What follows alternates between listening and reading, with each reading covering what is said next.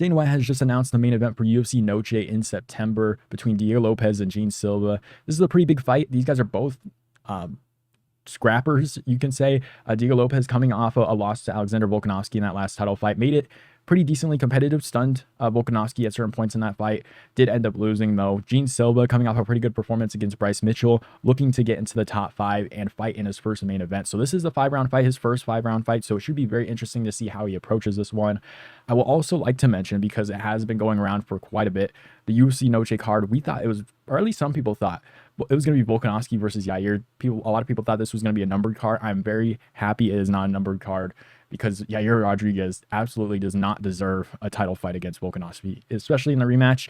He fought, Pitbull, and he got a win, and he thought he was going to be able to sit out all year and kind of use leverage of some kind to get a title fight, because it is the Noche card. Like, I've never really seen Yair Rodriguez as too much of a draw, if I'm being honest. And I think the fact that we have Pico and Evloev 30 days from now, late July, is going to be the #1 contender fight for Volkanovski. And I do think that fight probably takes place in October in Abu Dhabi. I could be completely wrong there. It might be at other points, maybe in November on the Madison Square Garden card, or maybe late December or anything like that. But it does seem like the UFC is kind of holding out for that fight between Evloev and Pico. I think that's going to be the #1 contender fight. I know the UFC has mentioned that to Evloev, but a lot of people thought in the meantime we're going to see Yair and Volk. I think it's going to be Evloev or Pico, in my opinion. I think Yair is going to be the guy left out here, because I think if Gene Silva wins this fight, he's going to be angling for a top 5 fight, or at least not a top 5 fight, but he's going to be next in line for a championship, because who's really going to jump Gene Silva outside of an Evloev or Pico, whoever wins that fight? So Gene Silva is going to be next in line. This is going to be a very interesting fight. I'm going to break it down, early prediction and breakdown here, break down how these guys physically match up against each other and how I think the fight will go. So first off, let's get into how they match up against each other. Diego Lopes, 26-7. Gene Silva, 16-2. Diego Lopes will be 30, and Gene Silva will be 28. So Diego Lopes will just be a couple years older. They're both kind of in their primes, at least age-wise, based on how well they develop in their careers. And basically, pretty much the consensus, 30 to 33 or 29, 28 to 33 is pretty much like the prime of most of these guys' careers before they start getting injuries at like 35, 36, and they start to slow down a little bit. But this is in the featherweight division, of course. 5'11" for Diego Lopes, will be 4 inches taller than the 5'7" Gene Silva in this fight, and will have a 3.5-inch reach advantage over Gene Silva, who is at 69 inches of reach. So for this one, like I did mention earlier, Diego Lopes is coming off a loss to Alexander Volkanovski, where he did land some pretty big shots on Volkanovski. He just wasn't throwing as much output as Volkanovski, and Volkanovski's chin obviously got a little bit better, it seemed. The activity, the shorter activity than what he had before off of the like the Islam fight and the Topuria fight definitely helped, especially the time away. I think it definitely helped his chin quite a bit, but there were moments where Lopes did rock Volkanovski and did have moments. We've seen before in Lopez's fights that he does have some good boxing. Of course, we also know he's very dangerous on the ground. Very interestingly enough, Gene Silva proved in his last fight that he can defend takedowns like crazy, because Bryce Mitchell pretty much showed him everything. I thought Bryce Mitchell was going to be Gene Silva. Now that looks absolutely crazy to most people's minds, which is funny enough. This is a 5-round fight, so this is a new kind of step up for Gene Silva. He is kind of on a super rise up to the top of the featherweight division. They kind of strapped him like the rocket to Gene Silva here, because he is very marketable. He's kind of crazy, so you can kind of use that at like press conferences and media and all that kind of things, and he's going to get some headlines. So, but Gene Silva showed really good takedown defense in his last fight. He trains with the fighting nerds who just seem to be winning at all directions. Like even like a Mikala Sachik, who just joined their team, is finding wins too after being on a losing streak. So Gene Silva, just another one of those fighting nerd guys that just find ways to find finishes. He's just super crafty on the feet. He's kind of chaotic on the feet as well. Like he has really good technical ability, but he does find ways to like maybe do like a jumping front kick at certain moments, or like just some wild things on the feet that you wouldn't necessarily expect. He does have some really good movement, really good power in his hands, and he's super explosive.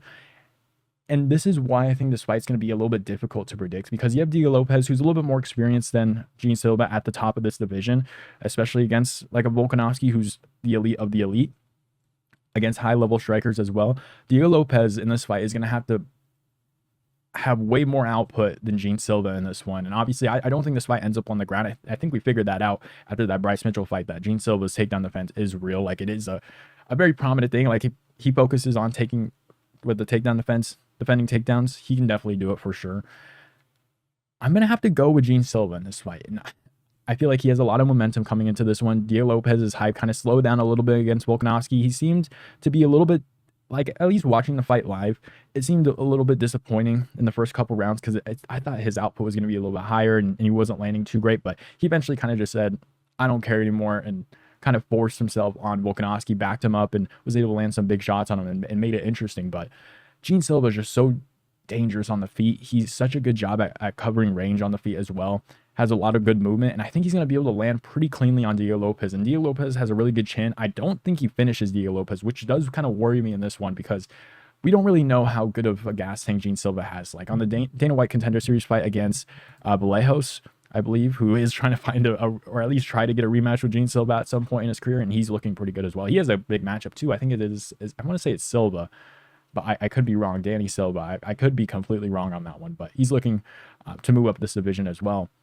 But there are some concerns over the gas tank of Gene Silva. It's not like he has super high output to where I think he could gas out. It's more of he's very much a stockier build. He's very explosive. We've seen like a Roofy tire out a little bit in his fights because he just does some crazy stuff and super explosive as well. He is a little bit more of a higher output guy than like a Gene Silva, but Gene Silva does move around quite a bit. Again, super explosive. So there is a little bit of a worry that he might tire out in this one and Diego Lopez could take over from 3 to 5. In my opinion, but I just think Gene Silva is going to be able to land the cleaner shots on Diego Lopez, especially with his movement. I think he's going to be able to find bigger openings on Diego Lopez than Lopez will find on Silva. Lopez, again, he does throw really good combinations, and I think that output will help him at certain points in this fight. I just think Gene Silva's shot selection is just going to be way better than Diego Lopez in this fight. I think he's just going to find the cleaner shots. He's going to do the most damage. I think at certain points, Lopez can kind of get a little bit lost in these fights and look at least a little bit with the deer in the headlights, kind of look like he did against Volkanovski. That was a pretty big moment in his career as well. So maybe that's what it was, his first kind of 5-round fight, big championship fight against Alexander Volkanovski. He kind of zoned out a little bit early on, but again, he eventually locked in. I just think Gene Silva is just too wild on the feet, and he is a little bit more composed with it too. So he's wild, but he's not going to give up too much stuff to where he's going to get caught like crazy and put out or anything like that. Like he's crazy on the feet. He's going to find his shots on the feet, and he keeps getting better. Like the Fighting Nerds are just a really good team, and a lot of those guys just keep getting better. And Gene Silva's only 28, so he is going to keep improving. Again, Diego Lopez is only 30 as well, so he's going to keep improving as well. But I feel like we've seen a lot more improvement from a Gene Silva than a Diego Lopez, and maybe that's because he is fighting higher competition as he moves up in this division. We've seen Diego Lopez kind of at least stagger. He has had some weird fights, like the Dan Ige fight where Dan Ige came in on short notice at like 155 or like 160.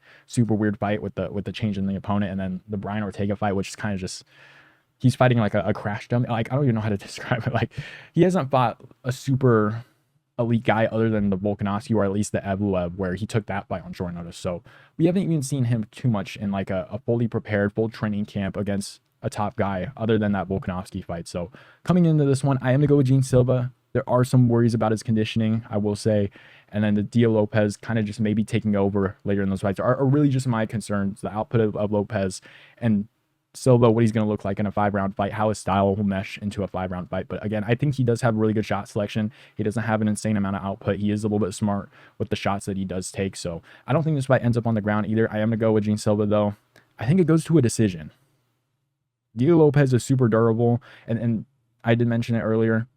He's super durable, which is why I think he's going to be game towards the end of this fight. But I do really like Gene Silva's shot selection. I think he's going to land the cleaner shots in this one. Let me know who you guys have down below in the comments. Who do you guys have winning this one? And I'll see you guys next time.